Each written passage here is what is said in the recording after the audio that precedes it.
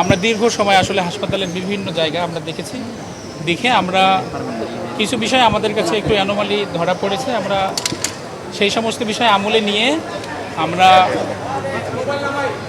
নিরাপদ খাদ্য আইন অনুযায়ী 2 লক্ষ টাকা এবং ভোক্তা অধিকার সংরক্ষণ আইন অনুযায়ী 1 লক্ষ টাকা, মোট 3 লক্ষ টাকা আমরা জরিমানা দণ্ড আরোপ করেছি। সেই টাকাটা ওনারা তাৎক্ষণিকভাবে আমাদের পরিশোধ করে আমরা ওইটা নিয়ে আমরা অন্য একটা হাসপাতালে কি পেয়েছেন? অস্বাভাবিক ঘটনা যে বললেন কি কি অস্বাভাবিক বলতে যেটাকে বোঝায় সেটা হলো যে ধরেন আপনার রেফ্রিজারেটর যেগুলো আছে বেকারিতে?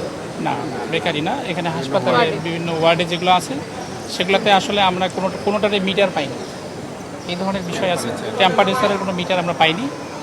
এছাড়া আমরা আরেকটা যেটা জিনিস আমরা পেয়েছি সেটা হলো যে কিছু কিছু জায়গায় একটু নোংরা আছে। হ্যাঁ, আমরা এই সার্বিক বিষয়টা বিবেচনা করে আমরা 3 লাখ টাকা জরিমানা করেছি।